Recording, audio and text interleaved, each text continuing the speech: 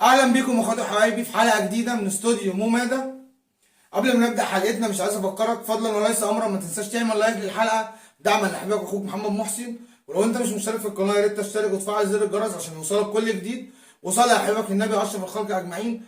وبسم الله الرحمن الرحيم نبدا حلقتنا بخصوص مباراه المنتخب الوطني مع المنتخب البلجيكي استعدادا لنهائيات كاس العالم. عندنا بعض الاحصائيات عن مونديال قطر 2022 وتيجي كالتالي. رقم واحد، قطر أول دولة خليجية وعربية وإسلامية تنال شرف استضافة مونديال كأس العالم. رقم اتنين، إن مترو الدوحة بيربط ما بين 5 ملاعب مونديالية هيتلعب عليها كأس العالم. رقم تلاتة، إن عندنا رقم من 6.5 ل8 مليار دولار تكلفة إنشاء الملاعب ومواقع التدريب استعدادا لكأس العالم 2022. رقم 3، كأس العالم 2022 اللي هيتلعب في قطر إن شاء الله اتحدد له عدد 8 ملاعب. 8 ملاعب اللي هيكون من ضمنهم في 6 ملاعب منهم بيسعوا لعدد 40,000 متفرج، وفي ملعب منهم اللي هو استاد لوسيل اللي هيتلعب فيه مباراة النهائي يسع لعدد 80,000 متفرج. وعلى التوقعات ودراسات الجدوى إن كأس العالم هيجيب لقطر ما يقارب من 17 مليار دولار كعائد مونديال قطر. طبعا المونديال هيقعد بالظبط 29 يوم، مشترك فيه 32 منتخب. أكبر مسافة ما بين ملعب وملعب هي 75 كيلومتر، وهي مش مسافة كبيرة طبعا. وفي الطرق وفي التطور اللي قطر فيه طبعا هي مسافة متاخدش وقت أصلا.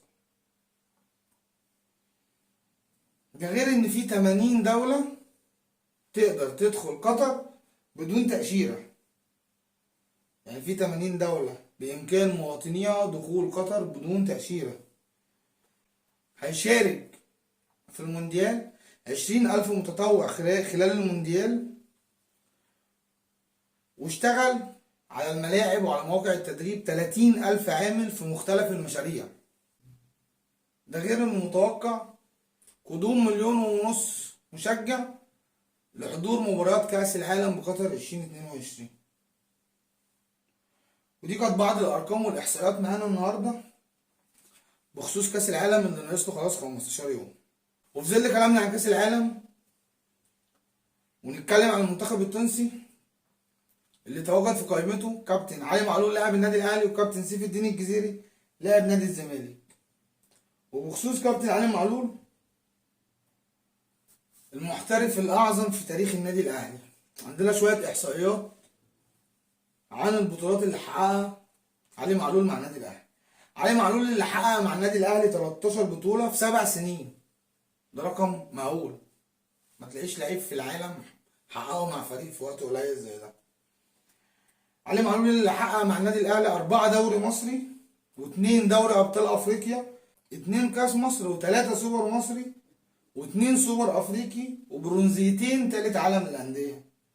ده غير مساهمته مع النادي الأهلي في 100 هدف، رقم إعجازي بالنسبة لباك شمال.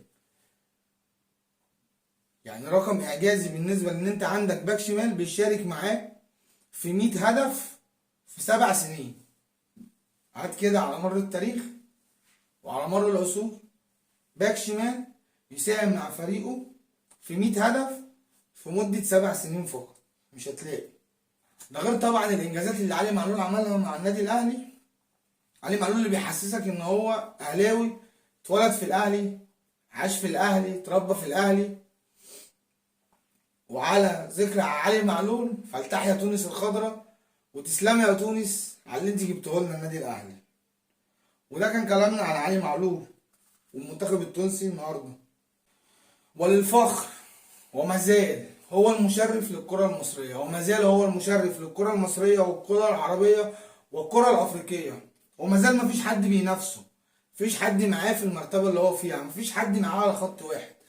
بيتهيألي تيشيرت النادي الاهلي في الاستور بتاع شركه اديداس بجانب تيشيرت مانشستر يونايتد وتيشيرت ريال مدريد. طبعا يعني مفيش اي منافسه مع اي حد عربيا ولا افريقيا ولا محليا. الاهلي فريق اوروبي على اراضي مصريه، ده اللي انا اقدر اقوله. الاهلي فريق عالمي، فريق بيحصد رقم واحد في تقديم محتوى على السوشيال ميديا. النادي الاهلي بيحصد رقم واحد في تقديم محتوى على السوشيال ميديا. النادي الاهلي اللي فعلا خارج التوقعات وخارج المنافسه مع ايا من منافسيه، سواء محليا سواء افريقيا سواء عربيا. وكلامنا عن النادي الاهلي، اداره النادي الاهلي انهت تفاصيل عقد البث المباشر لمباريات الفريق الاول واعلانات الملاعب مقابل كام بقى؟ خد الرقم ده كده، 660 مليون جنيه لمده 4 سنوات. النادي الاهلي فعلا في حته تانية يا جماعه. مفيش منافسه، مفيش فريق قادر يوصل للنادي الاهلي وصل له. انت بتقول النادي الاهلي اقرب منافسين محليا الزمالك، فين المنافسه؟ فين الارقام اللي بتقول ان الزمالك اقرب منافس للنادي الاهلي؟ نادي الزمالك ما هو اقرب منافس للنادي الاهلي عشان هو اكبر نادي جماهيري بعد النادي الاهلي في مصر، ولا اكتر ولا اقل. طبعا احترامنا لجماهير نادي الزمالك واحترامنا لنادي الزمالك، فريق كبير وفريق عريق، لكن ما ينفعش يتقارن بالنادي الاهلي. النادي الاهلي في حته تانية خالص، النادي الاهلي في حته تانية محليا وافريقيا وعربيا. النادي الاهلي اللي بينافس اكبر الفرق الاوروبيه في الارقام، مش هقول لك في الاداء، مش هقول لك في اللعيبه، لكن ارقام النادي الاهلي دايما دايما دايما بينافس على المنصات الاوروبيه. فما فيش اي منافسه بصراحه ما بين النادي الاهلي وما بين اي حد، ولا محليا ولا افريقيا ولا عربيا.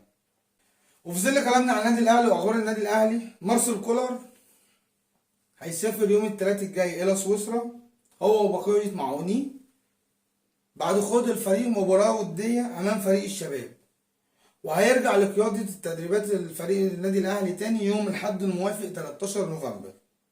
وعندنا خبر لطيف جدا بيحفز الواحد وبيديله دافع طبعا ان هو يكمل في الطريق اللي هو ماشي فيه. ان انباء عن ان المشجع الاهلاوي احمد سامح ينضم لتيم كاشفين اللاعبين في النادي الاهلي. وعلى الكلام اللي متقال ان احمد سامح يستحق فعلا تواجده في المكان دوت. وده كان كلامنا النهارده عن النادي الاهلي. نيجي بقى لحبيبنا والغريم التقليدي، او مش الغريم التقليدي، نيجي عن نتكلم كده عن رموز الغريم التقليدي للنادي الاهلي وتصريحاتهم اللي بجد احنا من غيرها مش هنعرف نعيش في البلد دي. احنا عندنا زبد، اقسم بالله زبد. عندنا يعني اساطير نادي الزمالك بيقولوا زبد وبيقولوا كلام كده تقشعر له الابدان. عندنا تصريح كابتن جمال عبد الحميد زي ما انتم شايفينه قدامكم كده، اللي بيقول فيه ما يحدث مع الزمالك غير طبيعي والفريق محسود. يعني مش عارف اعلق اقول ايه بصراحه. يعني ايه اللي بيحصل مع الزمالك انه غير طبيعي وايه غير محسود؟ يعني ولا يعني ايه غير طبيعي ويعني ايه فريق محسود؟ يعني مش لاقي كلام ارد بيه، يعني مش لاقي كلام اعلق بيه على تصريح زي دوت. قصاد تصريح كابتن جمال عبد الحميد بيجي طبعا الاسطوره التانيه لنادي الزمالك وتصريحاته اللي ما بتخلص، اللي هو بيقول لك ايه. انا حاسس اقسم بالله ان الناس دي بتيجي تقعد بالليل كده تقعد على السلم. لو تفتكروا زمان الستات الكبيره كده لما بتقعد على البسطه يقعدوا يتكلموا، ودي يقول لك العين صابتني ورب العرش نجاني، وده يقول لك اصل البت اتحسدت فما عرفتش تدخل دخلتها. اقسم بالله ما بشوفهمش غير كده، ما بشوفش الناس بتاعت نادي الزمالك بتصريحاتها غير بنفس المنطلق دوت. هما الستات اللي بيقعدوا على البسطه بعد ما يخلصوا يومهم ويقعدوا يحكوا مع بعض. كابتن طارق يحيى نجم الزمالك السابق اللي هو بيقول ايه بقى؟ العين صابت لعيبه الزمالك كل شويه اصابه، يا ريت نذبح بقى عشان نفك النحس ده. واحد قال لك الفريق محسود والتاني بيقول لك نذبح عشان نفك النحس. هو اللي انا اقدر اقول لك ان انتم مش سالكين لربكم عشان كده بيحصل معاكم كده، ولا اكتر ولا اقل. بصراحه تصريحاتكم خساره ان الواحد يعلق عليها. تصريحاتكم تصريحات بديهيه، مش تصريحات ناس عقلانيه، مش تصريحات ناس فاهمه كوره، مش تصريحات ناس عاقله، مش تصريحات اساطير، مش تصريحات لعيبه كبيره في فريق كبير زي ما انتوا بتقولوا. مش تصريحات خالص، مش كلام يتقال، مش كلام يتقال خالص يعني. ومع تصريحات كابتن جمال عبد الحميد وكابتن طارق يحيى اساطير نادي الزمالك، بتخلص حلقتنا النهارده من استوديو مو مدى. يا رب الحلقه تكون عجبتكم، ومش عايز افكرك اخويا واختي ان فضلا وليس امرا ما تنساش تعمل لايك للحلقه عشان تدعم اخوك وحبيبك محمد محسن.